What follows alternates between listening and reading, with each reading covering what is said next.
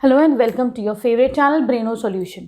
देखो बच्चों, आज हम करेंगे क्वेश्चन नंबर 1 फ्रॉम एक्सरसाइज 9.3। ठीक है, देखो इस फिगर में क्या है, यहाँ पे तो हमारे पास एक ट्राइंगल गिवन है A B C, D is the median. Median का मतलब क्या होता है कि इस साइड को इसने इक्वली दो पार्ट्स में डिवाइड करा है। तो बच्चों हमें थ्योरम पता है कि अगर किसी ट्राइंगल में अगर मीडियन होती है, मीडियन, ठीक है, तो वो क्या करती है, उस ट्राइंगल को टू इक्वल पार्ट्स में डिवाइड कर देती है। तो उसी थ्योरम से हम ये क्वेश्चन करेंगे। तो in triangle A B C A D is the median, है ना, यहाँ पर ए डी मीडियन है। तो क्या होगा, इस ट्राइंगल को ये दो इक्वल पार्ट्स में डिवाइड करेगी। तो हम कह सकते हैं that area of triangle A B D is equal to area of A D C. ठीक है, इसको तो मान लो अपना फर्स्ट पार्ट, इक्वेशन 1। ठीक, अब आ जाओ तुम इन ट्राइंगल बी ई सी, इसमें आ जाओ। ठीक है, अब देखो बच्चों, क्योंकि ए डी मीडियन है, इसका मतलब ई डी भी मीडियन हो गया ऑब्वियसली। ठीक है, तो यहाँ पर E D is the median. ठीक है बच्चों, तो हम क्या कह सकते हैं, that area of B E D is equal to area of D E सी।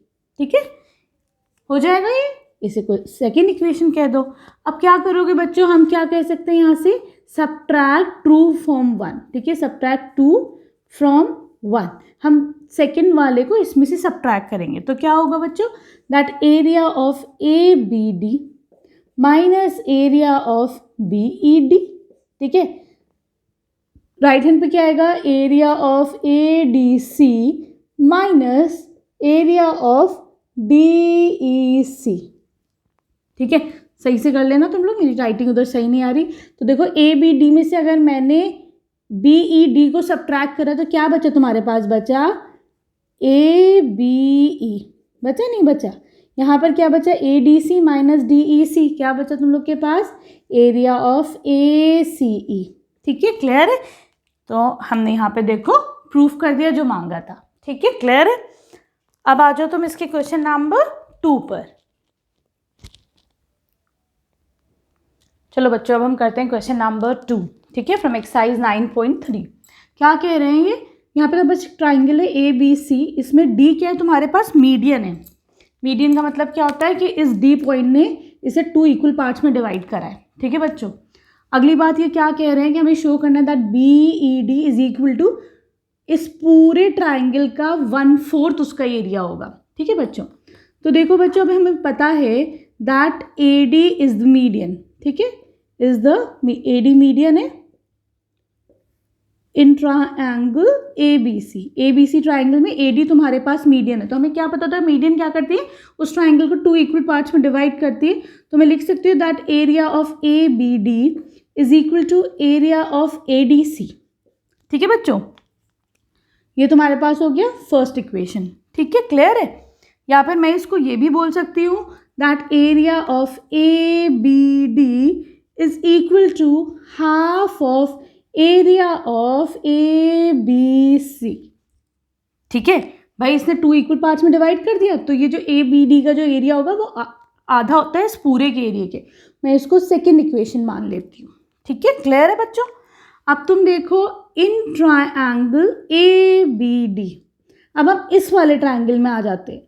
यहाँ पर हमें पता है ई मिड पॉइंट है, इसका मतलब बी क्या हो गया, मीडियन हो गया ऑब्वियसली, है कि नहीं, B E is the median. अब ये बी क्या करेगा, इसको फिर 2 इक्वल पार्ट्स में डिवाइड कर देगा। तो हम कह सकते हैं that area of A B E is equal to area of B D E. ठीक है, क्लियर है। इसको तुम थर्ड मान लो। ठीक है, क्लियर। अब तुम लोग ये देखो बच्चों कि यहाँ पर क्या करा है इसने, इसको मैं फिर कह सकती हूँ यहाँ पे that this is equal to half of area of A B D. A B D का आधा हो गया ये, है कि नहीं। ठीक, इसको बल्कि थर्ड मत मानो, थर्ड हम आगे वाले को कर लेंगे। ठीक है, सही। तो देखो बच्चों, अब मैं यहाँ से this is equal to half of area of A B D आ गया। अब तुम ये देखो हाफ लिखो, area of A B D किसके इक्वल है ये बताओ, यहाँ पे ये है आधा ए बी सी के इक्वल। ठीक है, तो मैं इसको ये लिख सकती हूँ half of area of A B C. लिख सकती हूँ कि नहीं यहाँ पर, है ना। मैंने क्या करा, ए बी डी की जगह half of area of A B C लिख दिया, ठीक है। तो ये क्या हो जाएगा, 2 2 ज़ा 4, 1/4 ऊपर का मैं रब कर दूँ ताकि इजीली तुम लोग को समझ में आ, area of A B C, ठीक है। क्लियर है बच्चों। तो हम यहाँ पे क्या लिख सकते हैं, that area of A B E is equal to 1/4 of whole triangle, ठीक है। क्लियर है। अब आ जाओ तुम इसके क्वेश्चन नंबर 3 पर। देखो बच्चों, अब हम करेंगे क्वेश्चन नंबर 3, ठीक है। ये कह रहा है that show the diagonals of a parallelogram divided into 4 triangles of equal area, ठीक है। क्या मतलब है कि जो इसके डायगोनल्स है बच्चों, वो उसको 4 इक्वल एरिया में डिवाइड करते हैं, सॉरी ट्रायंगल्स में डिवाइड करते हैं, ठीक है ना। चलो तो देखो बच्चों, हमें क्या पता है कि जो डायगोनल्स होते हैं पैरेललोग्राम के, वो बाइसेक्ट करते हैं, ठीक है। बाइसेक्ट मतलब AO is equal to OC, OD is equal to OB, ठीक है। आधे आधे हिस्से में इसको बांटते हैं, ठीक है ना। तो हम क्या लिख देंगे, that diagonals of parallelogram bisect each other, ठीक है, बाइसेक्ट ईच अदर। अब देखो बच्चों, इन ट्रायंगल ABC, अगर मैं ट्रायंगल ABC लेती हूँ, क्योंकि देखो ये AO इक्वल टू OC है, तो यहाँ पर ये मीडियन हो गया ना, OB मीडियन हो गया ऑब्वियसली, ठीक है। OB इज मीडियन, ठीक है ना, सही। तो मैं क्या कह सकती हूँ, that area of ABO equal to area of BOC, ठीक है। क्लियर है। इसको तुम फर्स्ट मान लो, ठीक। अब आगे चलते हैं थोड़ा सा। इन ट्रायंगल BDC में देखो OC क्या है, ये मीडियन है, ठीक है। OC मीडियन है, क्यों, क्योंकि इसने आधे आधे हिस्से में से, हमें पता है OB is equal to OD, ठीक है। तो मैं क्या कह सकती हूँ, that area of OBC is equal to area of DOC, ये इसकी इक्वल है, ठीक है बच्चों। यहाँ तक हो गया हमारा। अब आगे आ जाते हैं।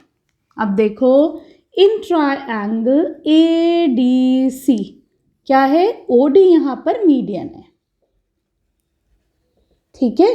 तो मैं कह सकती हूँ that area of AOD equal to area of DOC। इसको हम क्या मान लेंगे, इसको थर्ड इक्वेशन मान लेंगे, ठीक है। तो देखो, फ्रॉम 1 2 3 हम क्या कह सकते हैं बताओ, फ्रॉम 1 2 एंड 3 मैं क्या कह सकती हूँ, दैट ये एरिया इसके बराबर, ये एरिया इसके बराबर, ये एरिया इसके बराबर, कह सकते हैं कि नहीं, that area of AOB equal to area of BOC equal to area of COD equal to area of DOA। कह सकते हैं, नहीं कह सकते। तो देखो बच्चों, क्वेश्चन में हमसे यही तो मांगा था कि ये जो इसके डायगोनल्स होते हैं वो इसको इक्वल ट्रायंगल्स में डिवाइड करते हैं, ठीक है। तो अब आप इसको क्या लिख सकते हो, हम कह सकते हैं दैट हेंस, और फिर अपनी सब बच्चों की अलग अलग लैंग्वेज हो सकती है, जैसा दिल से वैसा लिख लेना। Hence the diagonals of a parallelogram divided into 4 triangles of equal areas, ठीक है बच्चों। क्लियर है, आगे अच्छे से समझ में।